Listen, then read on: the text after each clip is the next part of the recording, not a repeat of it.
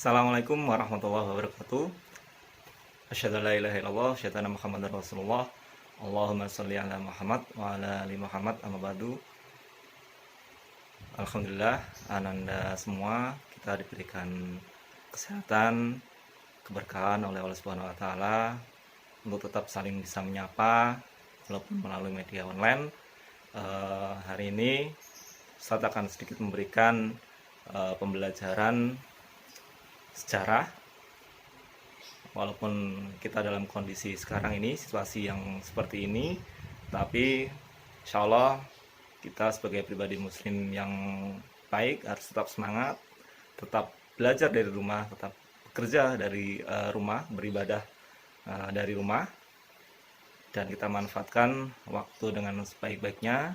Kita isi Ramadan ini dengan kegiatan yang bermanfaat di rumah, dan semoga kita mendapatkan ridho Allah Subhanahu wa taala. Ananda kelas 11 IS yang dirahmati oleh Allah. Pada kesempatan kali ini Ustadz akan memberikan sedikit submateri terakhir kelas 11 IS sebelum nanti kalian PAT ya. Yaitu materi tentang apa? Sudah dilihat di bukunya ya, yaitu tentang materi proklamasi kemerdekaan Republik Indonesia dan pembentukan berbagai alat kelengkapan negara ya. Baik, kita awal yang pertama tentang proklamasi kemerdekaan. Nah, tentunya kalian sudah paham ya, ini tentang proklamasi itu sebenarnya materi-materi yang dulu SMP pun ada materi tentang proklamasi kemerdekaan. Cuma di sini insya Allah saya akan jelaskan lebih rinci bagaimana proses peristiwa-peristiwa proklamasi sampai nanti pembentukan alat kelengkapan negara. Ya, proklamasi Indonesia tidak lepas dari pengaruh penguasaan Jepang di Indonesia. Kita tahu bangsa Jepang ke Indonesia itu datang ke Indonesia yaitu tahun berapa? Ya, bulan Desember 1941 itu Jepang awalnya melakukan pengeboman ya di Amerika Serikat, yaitu di pangkalan militer Angkatan Laut Amerika Serikat di Pulau Hawaii. Ya, di sana Jepang melakukan pengeboman melalui pesawat. Nah, pangkalan militer hancur lebur. Nah, di situ merupakan pembuktian bahwa Jepang sebagai wakil poros ini ya, poros Barat ya, yang dimana selain Italia dan Jerman, Jepang di Asia berhasil sedikit melakukan serangan terhadap Amerika.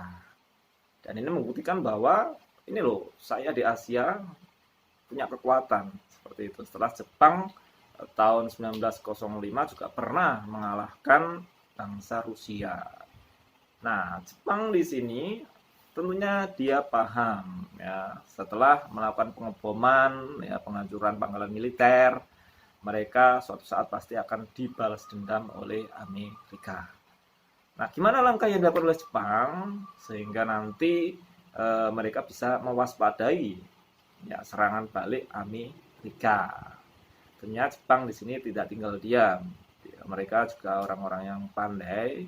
Mereka mempersiapkan sumber daya manusia, sumber daya alam ya untuk mensupport ya peperangan Jepang dengan Amerika. Apa yang dilakukan? Jepang melakukan invasi ke beberapa negara sampai nanti ke Asia Tenggara, yaitu ke Indonesia. Di mana Jepang melakukan invasi ke Indonesia itu tidak langsung dari Jepang mereka menuju ke Indonesia, tapi mereka singgah dulu, transit dulu di Filipina. Mereka membuat pangkalan militer di sana, melakukan persiapan ya sampai nanti mereka setelah siap mereka melakukan penyerangan bersama-sama ke wilayah Indonesia. Dan penyerangan itu dilakukan bersama-sama, jadi berbagai beberapa kapal ya, ke Indonesia di mana penyerangan itu, serangan itu kita kenal dengan istilah apa? Serangan apa? Ya, serangan dengan formasi gurita. Ya, mungkin nggak banyak yang tahu tentang formasi gurita ini. Kenapa formasi gurita? Karena mereka seperti membentuk kepala dulu di Filipina, membuat camp, membuat camp militer di sana. Setelah itu, setelah kuat, mereka melakukan penyerangan secara bersama-sama seperti bercabang-cabang seperti itu ke wilayah Indonesia. Makanya bercabang-cabang itu ibaratnya kakinya seperti kaki gurita yang banyak. Maka kenapa serangannya itu bisa dikenal dengan serangan gurita, formasi gurita. Nah, kedatangan Jepang yang pertama itu sampai di Kalimantan, yaitu di daerah sekarang Kalimantan Utara, ya, di daerah Tarakan, yaitu awal Maret sampai di sana. Nah, kemudian lanjut melakukan perjalanan sampai nanti tujuannya yaitu di Jawa sebagai pusat pemerintahan pada saat itu, setelah Indonesia pusat pemerintahannya Belanda, ya maksud saya di sana. Nah, tentunya di situ Belanda tidak tinggal diam. Belanda melakukan perlawanan sampai akhirnya terjadi peperangan yang luar biasa, di mana peperangannya ada di Laut Jawa. Perangan yang luar biasa antara militer Jepang dengan militer Belanda. Nah, di sini siapa yang menang? Ada yang tahu? Ya, Jepang atau Belanda? Ya, yang menang yaitu Jepang. Ya, karena Jepang sudah siap, sudah menyiapkan semuanya, perlengkapannya segala macam dari Filipina, sedangkan Belanda nggak tahu kalau mau ada serangan mendadak. Sehingga terjadilah perang yang luar biasa antara Jepang dan Belanda di mana? Di Laut Jawa. Makanya kita kenal setiap bulan-bulan tertentu, kita tahu ada orang-orang Belanda, mereka menaburkan bunga di atas Laut Jawa. Karena mereka adalah anak cucunya para tentara Belanda yang gugur di medan pertempuran. Nah, Jepang semakin mendesak Belanda, ya, sampai nanti akhirnya terjadi perundingan antara dua pimpinan utama, ya, Panglima Jepang dan Panglima yaitu jenderal dari Belanda. Ya, jenderal Belanda di sini ya akhirnya menyerah, ya, dalam cuma waktu hitungan sekitar 10 menit dikasih waktu oleh Jepang, ya, gimana kamu tetap mempertahankan wilayah Indonesia atau segera angkat kaki. Ya, kalau mempertahankan Indonesia, ya kita tetap perang. Ya, yang pasti kamu nanti akan kalah karena kekuatanmu sudah lemah. Kalau kamu menyerah sekarang, silakan kamu angkat kaki dari Indonesia. Apa yang dilakukan oleh Belanda? Belanda ternyata menyerah. Ya, menyerah dengan di sini perjanjian yang sangat terkenal yaitu di Kalijati. Ya, di situ akhirnya tahun 42 dimulainya pemerintahan Jepang di Indonesia. Nah, Jepang di sini memerintah Indonesia dengan model militer, di mana terbagi menjadi 3 wilayah militer utama, yaitu yang ada di Sumatera, ya, di Jawa, Madura, kemudian ada di Sulawesi, Kalimantan, ya, NTT, ya. Nah, di situ Jepang masing-masing dikasih memberikan komando militer di tiap-tiap wilayah tersebut. Ya, ada angkatan darat, ya, istilah sebutannya Rikugun, dan juga ada angkatan laut, tersebut dengan Kaikun. Ya. Nah, Jepang di sini datang ke Indonesia juga disambut yang luar biasa oleh rakyat Indonesia, ya, rakyat Indonesia sangat mendambakan kedatangan Jepang karena mereka Jepang memang akalnya licik, ya, mereka melakukan propaganda rakyat Indonesia, mereka sengaja menunjukkan bahwa sebagai bangsa Asia sebagai bangsa muda yang akan membebaskan bangsa tuanya Indonesia dari penjajahan Belanda. Dengan terbukti apa? Dia mengalahkan Belanda, ya kan? Dia membebaskan tawanan-tawanan Indonesia, ya. Kemudian dia juga bahkan sangat pintar Jepang membebaskan rakyat Indonesia untuk terutama umat Islam untuk beribadah, ya kan, untuk berorganisasi dan lain-lain. Sehingga rakyat Indonesia ini sangat suka terhadap Jepang, apalagi kan juga mereka secara fisik kan tidak begitu berbeda terhadap Indonesia, walaupun mungkin kulitnya berbeda ya. Mereka juga pada saat itu Jepang juga orangnya pendek-pendek ya, pendek-pendek, dan mereka berhasil membuat simpati terhadap rakyat Indonesia. Bahkan Jepang memberikan sebuah janji bahwa suatu saat akan memberikan kemerdekaan penuh terhadap rakyat Indonesia.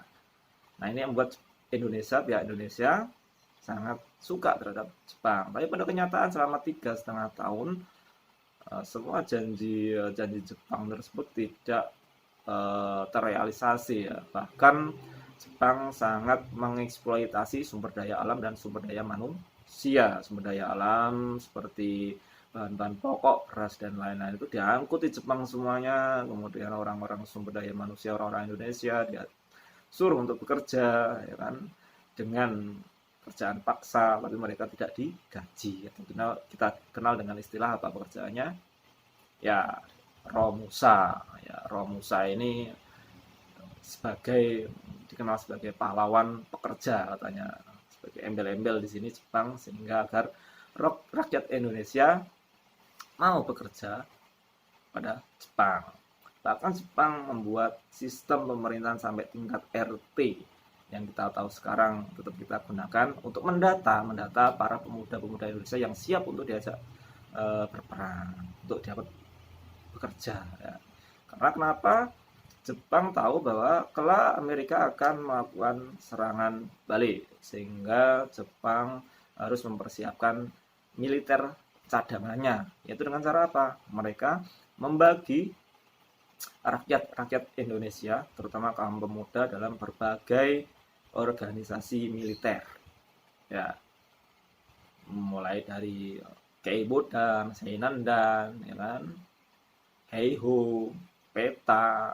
Nah, mereka dibuat kelompok-kelompok berdasarkan umur, dipersenjatai, dilatih. Nanti kalau suatu saat ada serangan dari Amerika, siap dijadikan pasukan cadangan.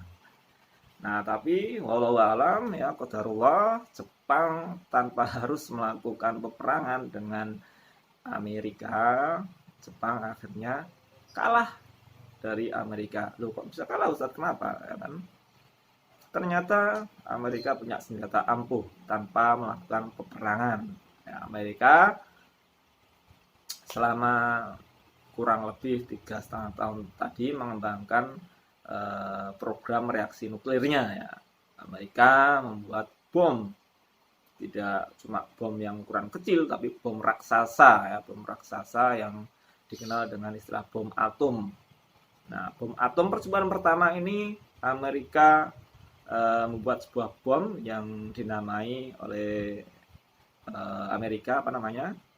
Ya, namanya Little Boy.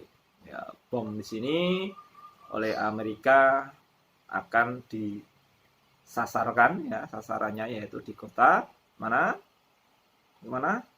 Ya, di kota apa, Tokyo? Bukan, yaitu di kota Hiroshima. Tepatnya tanggal 6 Agustus 1945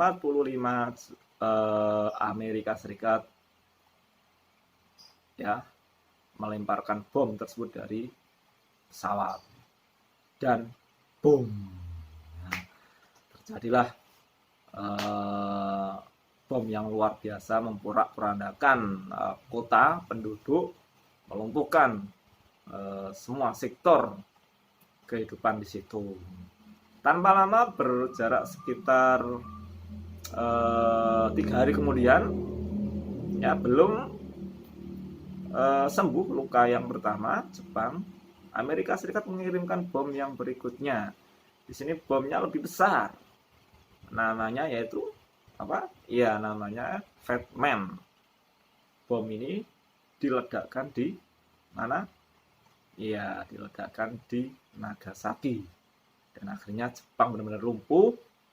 Tepatnya tanggal 14 Agustus Jepang menyerah kepada Sekutu Amerika. Nah, berita ini didengar oleh kaum pemuda, terutama dari golongan Sultan Syahrir dan kawan-kawan mendengar berita internasional lewat berita Jepang, ya, berbahasa Jepang, diterjemahkan bahwa pada saat itu Jepang menyerah tanpa syarat.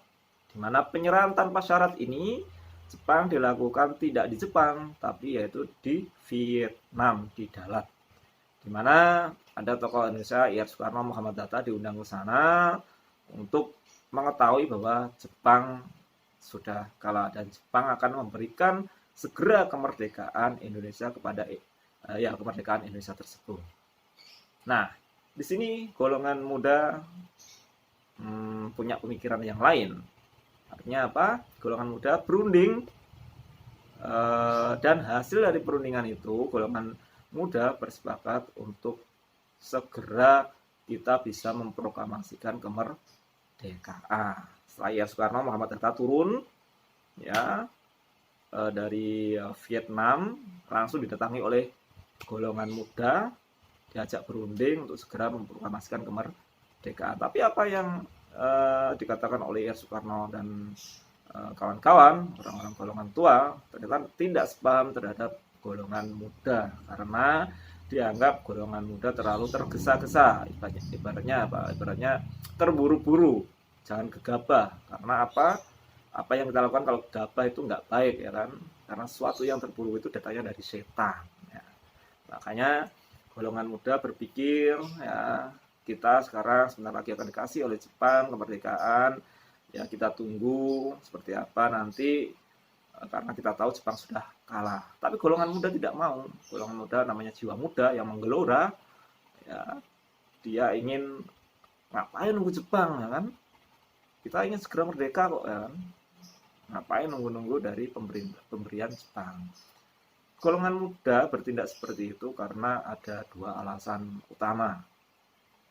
Yang pertama, jika kemerdekaan di sini diberikan oleh Jepang, maka jika kemerdekaan ini menunggu keputusan dari Jepang, berarti kemerdekaan ini pemberian dari Jepang. Yang kedua, jika kemerdekaan pemberian dari Jepang, maka perjuangan kita selama ini sekitar 3,5 abad akan sia-sia karena kita dikasih oleh bangsa lain. Makanya orang golongan muda sini nggak mau. Ya, makanya golongan muda ingin segera memproklamasikan kemerdekaan, tapi golongan tua tetap kukuh nggak mau. Akhirnya golongan muda sepakat untuk membawa Ir Soekarno Muhammad Hatta ke Rengas Dengklok tanggal 16.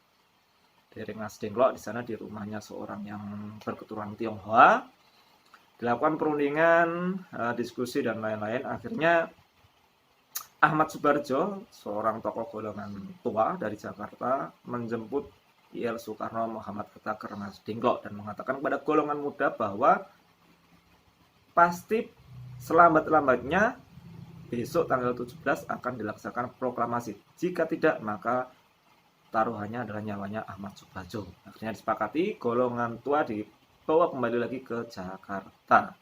Di sana dilakukan perundingan, perumusan proklamasi di rumah Laksamana Maeda. Laksamana Maeda ini adalah orang Jepang yang dia bersimpati terhadap perjuangan bangsa Indonesia. Dia mempersilahkan mereka semua, golongan muda, golongan tua, melakukan perundingan di rumahnya. Sehingga setelah perundingan, perumusan teks proklamasi diketik oleh Sayuti Melik, dan kemudian kita tahu Ibu Fatmawati, Ibu Negara pada saat itu juga menjahit sendiri bendera Sangsaka Merah Putih. Akhirnya tepat pada tanggal 17 Agustus 1945, tepatnya hari Jumat, ya di situ pas 17 Ramadan, pas hari puasa, seperti bulan ini ya, bulan Ramadan, kita bangsa Indonesia diberkahi oleh Allah Subhanahu wa taala kemerdekaan dengan usahanya sendiri, tidak oleh pemberian dari bangsa lain. Makanya kita harus bangga terhadap bangsa kita, perjuangan para pendahulu kita, para ulama kita yang berjuang dengan tetesan darah. Makanya sekarang kita harus berjuang terus membangun bangsa ini dengan berbagai bidang kehidupan. Tentunya membangun dengan yang baik. Ya, baik, saya lanjutkan. Setelah Indonesia merdeka, tanggal 17 Agustus 1945, satu hari berselang tanggal 18 Agustus 1945, PPKI, ada yang tahu PPKI apa bentangannya? Ya, Panitia Persiapan Kemerdekaan Indonesia, atau bahasa Jepangnya apa? Ya, Dokuritsu Junbi Inkai. Ya. Nah, di sini PPKI melakukan sidang yang pertama tanggal 18 Agustus. Disepakati ada 3 hasil utama. Yang pertama apa? Ya, yang pertama yaitu sepakat mengesahkan ya Undang-Undang Dasar 1945 sebagai landasan utama ya selain nanti Pancasila ya. Kemudian yang kedua, memilih dan mengangkat Presiden I.R. Soekarno dan Wapres Muhammad Hatta. Yang ketiga, ya untuk sementara waktu tugas-tugas presiden itu dibantu oleh Komite Nasional karena belum ada menteri-menteri. Sementara waktu dibentuk oleh Komite Nasional. Setelah itu dilakukan sidang yang kedua besoknya tanggal 19 Agustus 1945. Ya, sidang ini yang kedua ini sampai nanti ada sidang tanggal 22 Agustus. Nah, di sini membuat beberapa alat kelengkapan negara. Ya, alat kelengkapan negara apa? Yang pertama, ya, karena sebuah negara itu harus punya alat kelengkapannya yang bisa dikatakan nanti sebagai negara yang berdaulat. Ya, yang pertama adalah membentuk departemen-departemen dan pemerintahan daerah. Di mana departemen-departemen ini dibagi menjadi 12 kementerian. Yang kita ketahui, kita sebagai di dunia pendidikan, Menteri Pendidikan pertama siapa? Ya, yaitu Ki Hajar Dewantoro yang terkenal dengan semboyannya apa?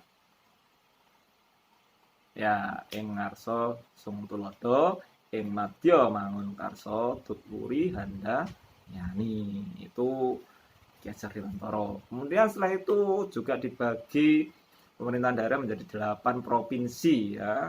8 provinsi, jadi belum full kayak sekarang 34 provinsi. Masih terbatas, bahkan Papua belum masuk. Nah, setelah itu yang kedua membentuk badan negara. Badan negara di sini sebagai pimpinan pusat namanya KNIP, Komite Nasional Indonesia Pusat. Yang selanjutnya dibentuk kabinet, di mana kabinet ini pemimpin pertama kali yang memimpin kabinet I.R. Soekarno sendiri. Selanjutnya yang keempat membentuk partai politik. Nah, partai ini awalnya cuma satu yang dibentuk oleh I.R. Soekarno karena Soekarno juga ingin nanti ke depan dia tetap menjadi presiden, ya kan? Dimana partai politik yang dibentuk apa? Ya, yaitu PNI, Partai Nasional Indonesia. Tapi dalam perkembangannya yaitu tanggal 3 November 1945 Wapres melakukan maklumat di mana boleh membentuk parpol-parpol lainnya, sehingga menjamurlah banyak parpol-parpol yang lain terbentuk. Kemudian setelah itu yang kelima melakukan pembentukan apa? Sebuah negara itu harus ada alat keamanannya, apa namanya? Tentara, ya, namanya dulu awalnya TRI, Tentara Rakyat Indonesia, yang sekarang menjadi TNI, Tentara Nasional Indonesia. Nah, di sini Indonesia menjadi sebuah negara pun tidak lepas dari pengakuan dari bangsa lain. Awalnya pengakuan hanya didapatkan secara de facto atau fakta ya. Ya, negara mana yang pertama kali mengakui Indonesia merdeka? Ya, negara yang sekarang masih dijajah ya. Negara yang sekarang belum merdeka sepenuhnya, kita tahu saudara-saudara muslim kita di sana, yaitu negara Palestina. Itu yang pertama kali justru yang mengakui kemerdekaan Indonesia melalui Syekh Muhammad Husseini ya, yang pada saat itu ada di Jerman. Beliau menyatakan sebagai mufti besar Palestina, menyatakan dukungan penuh terhadap Indonesia. Selain itu ada juga sebuah saudagar kaya ya, Muhammad Ali Tahir, yang ada di ya juga berasal dari Palestina, menyerahkan semua hartanya untuk perjuangan Indonesia. Makanya kita punya ini ya, punya apa namanya, ibaratnya punya balas budi terhadap Palestina. Makanya sampai sekarang kita harus tetap mendukung Palestina untuk segera merdeka. Apalagi mereka juga semuanya saudara kita, sama Muslim. Akhirnya setelah itu mendapat pengakuan de jure, pengakuan internasional dari Mesir, ya, dari Mesir, kemudian ada India dan lain-lain, sehingga Indonesia bisa menjadi negara berdaulat sampai sekarang ini, alhamdulillah. Itu adalah materi yang terakhir di semester 2 kelas 11 ini. Semoga Anda bisa memetik hikmah yang baik dan bisa menjadi pembelajaran bagi kita semuanya. Semoga Ananda nantinya bisa terus belajar walaupun dari rumah ya, mempersiapkan untuk PAT dan bisa semuanya naik ke kelas 12 IIS. Demikian pembelajaran dari Ustadz hari ini, dan semoga bisa bermanfaat bagi kita semuanya. Dan Ananda tetap semangat belajar dari rumah. Kita gunakan waktu sebaik-baiknya bulan Ramadan ini. Semoga amal ibadah bulan Ramadan kita diterima oleh Allah Subhanahu wa taala. Kita akhiri dengan bacaan akhiril majlis. Subhanakallahumma wa bihamdika asyhadu an la ilaha illa anta astaghfiruka wa atubu ilaik. Assalamualaikum warahmatullahi wabarakatuh.